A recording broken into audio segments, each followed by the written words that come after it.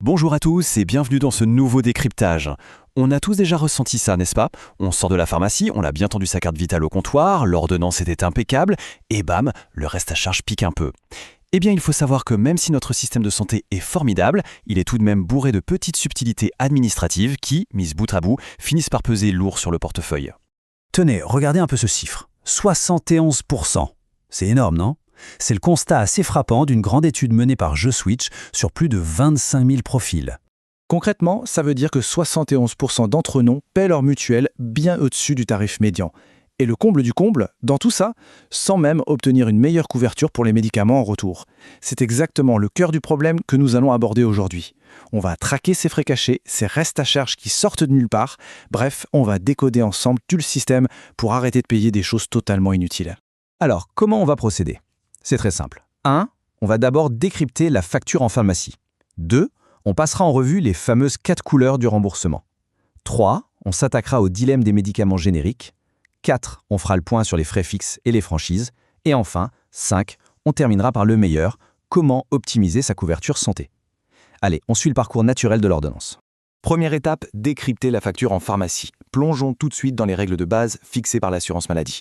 Parce que oui, tout commence forcément par une ordonnance. Et attention, il ne suffit absolument pas que le médicament soit inscrit sur la liste officielle. L'ordonnance du médecin, de la sage-femme ou du dentiste doit être d'une précision chirurgicale. On parle de la posologie exacte, de la durée ou la quantité du traitement, et bien sûr des indications thérapeutiques valides.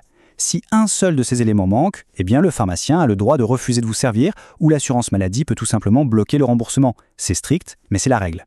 Deuxième point clé, les 4 couleurs du remboursement.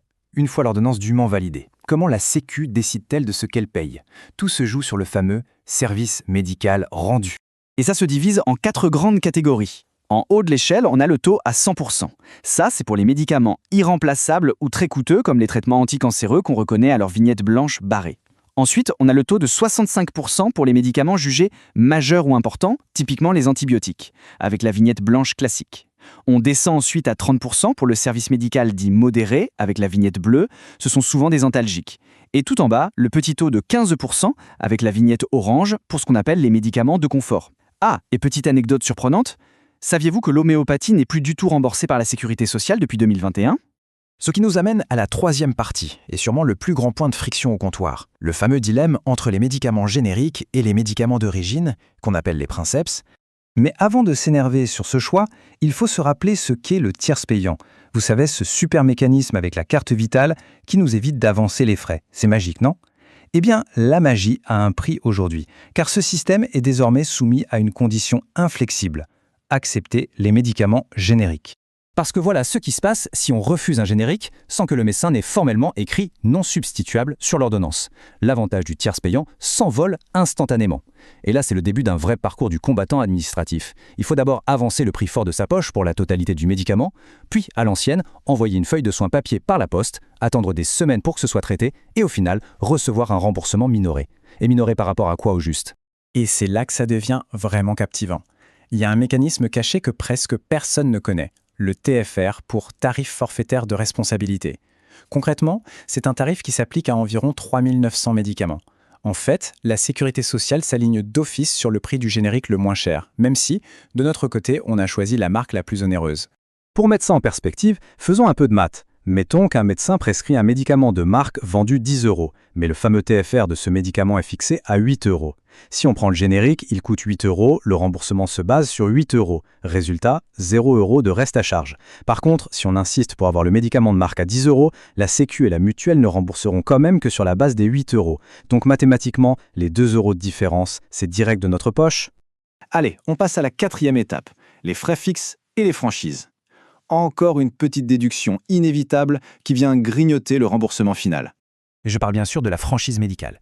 C'est cette fameuse déduction fixe de 1 € prélevée pour chaque boîte ou unité de médicaments. Et le piège, c'est qu'on ne la paie pas directement au pharmacien sur le moment. L'assurance maladie va simplement la déduire du remboursement final. C'est complètement invisible quand on est au comptoir, mais croyez-moi, ça s'additionne tranquillement sur le relevé Amélie. Bon, rassurez-vous, il y a quand même des limites et des exonérations. Les mineurs, les bénéficiaires de la complémentaire santé solidaire ou de l'AME, ainsi que les femmes enceintes à partir du 6e mois de grossesse, n'ont pas à payer cette franchise. Et surtout, pour ceux qui ont des traitements lourds et consomment pas mal de médicaments, un plafond a été mis en place.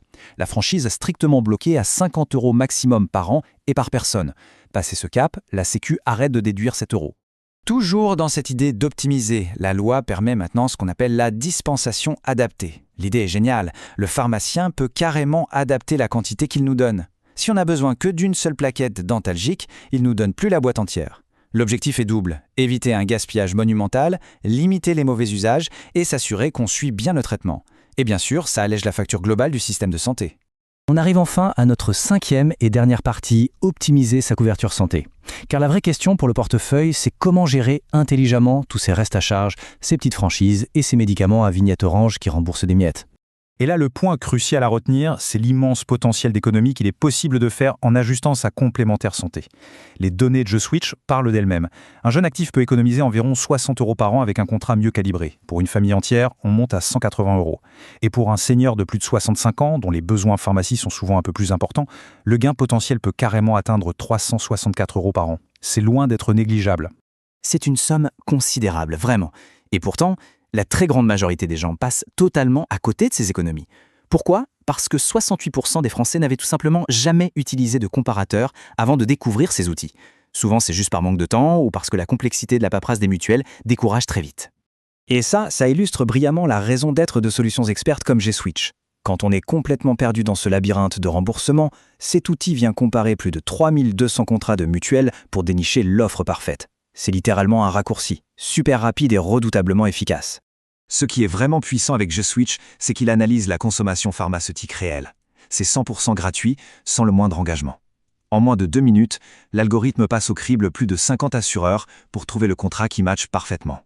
En plus, comme c'est un courtier indépendant certifié Orias, tout est totalement transparent, sans aucun frais caché. Alors pour conclure ce décryptage, voici une petite réflexion. La couverture santé que l'on paie actuellement, est-elle vraiment alignée sur les besoins réels en pharmacie ou est-il grand temps de comparer ? Maintenant que la mécanique des couleurs de vignettes, ce fameux TFR, et le vrai coût d'un refus de générique sont bien clairs, ça vaut vraiment le coup de se pencher sur les contrats. Est-ce que les mutuelles travaillent vraiment pour nous ou faut-il faire jouer la concurrence ? C'est peut-être bien le moment de reprendre le contrôle. À très vite pour un nouveau décryptage.